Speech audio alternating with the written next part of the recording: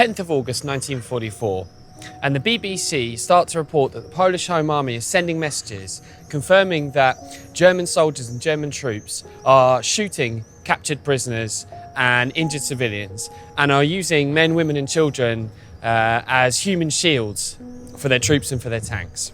The BBC warned that this breaks the international rules of war and the code of the Geneva Convention, and that those responsible will be captured and tried for their crimes. Judging by the actions of the Germans in Warsaw from that moment onwards, that warning and that appeal truly fell on deaf ears. The Germans are by now bombarding Warsaw with a 24-inch heavy gun which fires shells weighing almost 5,000 pounds.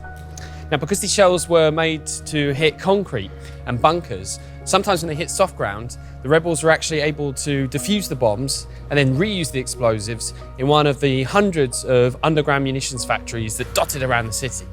The Polish uprising soldiers didn't consider themselves rebels or resistance fighters. They considered themselves soldiers of the true Republic of Poland, the government of which was in exile in London. As a result, they largely followed the rules of the Geneva Convention, and when they took prisoners, they didn't shoot them. The exception to which was the much-hated SS soldiers, Hitler's elite, who were often shot on the spot.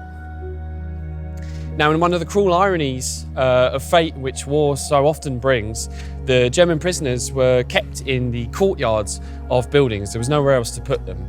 And as a result, when the Stuka dive bombers would come in and attack and they would see groups of men, they would end up very often bombing their own troops. Thanks very much for watching this episode of 63 Days of Extraordinary Courage, where every day we tell the story of the Warsaw Uprising and the destruction of Warsaw.